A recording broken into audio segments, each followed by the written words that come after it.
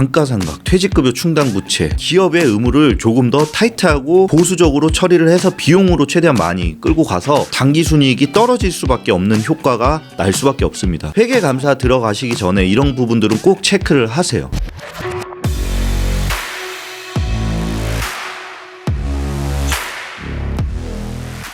안녕하십니까 여러분, 이종원의 계사입니다. 이번 시간에는 외부 회계감사라는 제도, 즉 그냥 줄여서 회계감사라고 하죠. 이 회계감사라는 제도에 대해서 한번 설명을 드리고자 합니다. 내가 회계감사 대상이 됐을 때는 어떤 사업연도에 대해서 회계감사를 받아야 되고 어떤 점을 주의해야 되는지를 말씀드리도록 하겠습니다.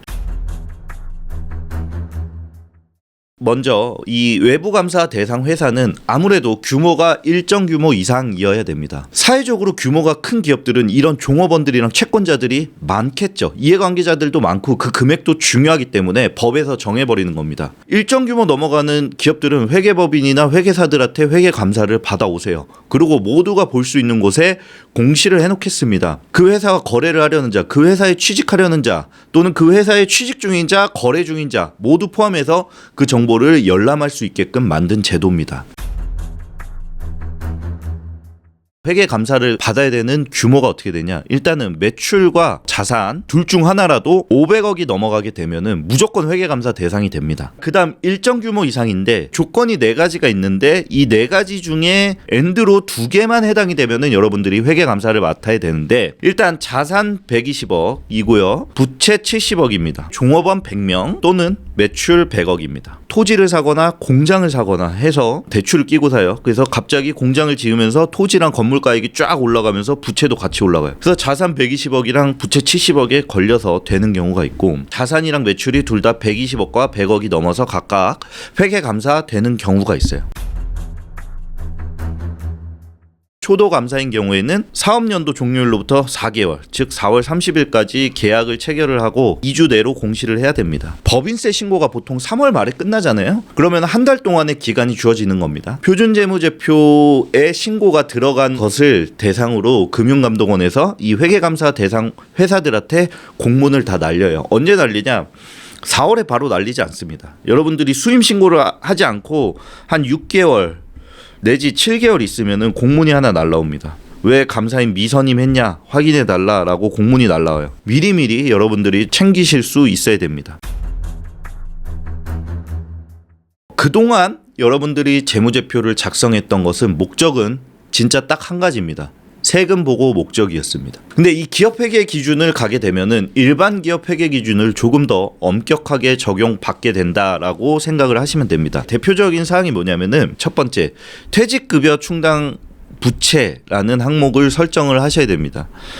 DC형으로 매달 퇴직급여를 해당 금융기관에 납입하고 계신 기업들은 해당 사항이 없는데, 전 직원이 일시에 퇴직했을 때 우리 기업이 계산해 보니까 한 5억은 줘야 돼. 그럼 5억을 부채로 잡아놔야 되거든요. 부채가 늘어날 수 있다 합니다.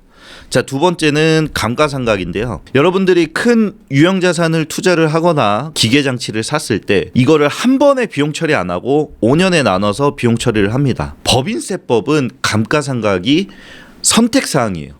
내가 감가상각비를 넣을 수도 있고 안 넣을 수도 있습니다. 기업회계 기준에서는 이 자산이 5년 안에 쓸모가 없어지니까 5년 안에 정해진 대로 비용 처리를 하셔야 됩니다. 일부러 안 하셨던 기업들이라면은 소급해서 이 감가상각 효과가 재무제표에 다 반영이 될 수 있어요. 그럼 과거 비용도 늘어나고 그로 인해서 우리 기업의 당기순이익이 조금 나빠질 수 있다라는 겁니다. 자, 그다음 세 번째, 재고에 관한 부분인데요. 우리 기업이 이익이 안 나니까 이익이 나는 것처럼 보이기 위해서 재고 자산을 쌓아두는 거죠. 많이 쌓아둡니다. 근데 사실 이게 회계감사 들어가면은 재고 실사라는 절차를 합니다. 창고에 들어가서 저희가 다 셉니다. 이런 식의 매출원가를 과소계상하는 회계가 이게 허용이 안 되는 겁니다. 다음으로는 대손충당금인데요. 이것도 마찬가지입니다. 법인세법이나 부가세법에서 정하고 있는 사항들이 있죠. 근데 여러분들이 이게 회계감사를 받게 되시게 되면은 대손충당금에 대해서 설정을 하셔야 돼요. 회수 가능성에 대해서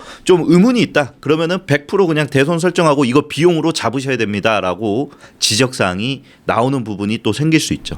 자, 그럼 이것도 뭐다? 역시 당기순이익에 안 좋은 영향이 있습니다. 근데 회계감사를 하다 보면은 왜 다 당기순이익이 안 좋아지는 효과만 나타나는 거예요? 좋아지는 효과는 없습니까? 라고 얘기를 하시는데, 사실 솔직히 말씀드리면 회계감사의 목적이 공공재 성격이다 보니까 우리 기업이 얼마나 건실한지를 제3자가 보고 판단해서 그거에 대해서 저희 의견을 내주고 도장을 찍는 거기 때문에 저희 입장에서는 이걸 소홀히 할 수 없습니다. 한국공인회계사회나 금융감독원 차원에서 저희는 감리라는 것을 받게 돼요. 너네 회계감사 제대로 했는지 한번 따져보자라는 겁니다. 기업의 재무제표를 조금 객관적이고 더 보수적으로 평가할 수밖에 없어요. 감가상각, 퇴직급여 충당 부채, 기업의 의무를 조금 더 타이트하고 보수적으로 처리를 해서 비용으로 최대한 많이 끌고 가서 당기순이익이 떨어질 수밖에 없는 효과가 날 수밖에 없습니다. 그러니까 회계감사 들어가시기 전에 이런 부분들은 꼭 체크를 하세요. 더 이상 재고자산을 대표님들 마음대로 좀 조절할 수 없는 그런 부분들이 생길 수밖에 없기 때문에 이 부분은 항상 염두에 두고 기업을 운영하실 때 참고를 하셔야 됩니다. 혹시나 회계감사와 관련해서 궁금하신 사항이나 문의사항이 있으시면은 저희 플러스 친구나 링크를 통해서 문의를 남겨주시면은 상세히 답변 도와드릴 수 있도록 하겠습니다. 감사합니다. 저는 이종원 회계사였고요. 좋아요, 구독, 댓글 부탁드리도록 하겠습니다. 감사합니다.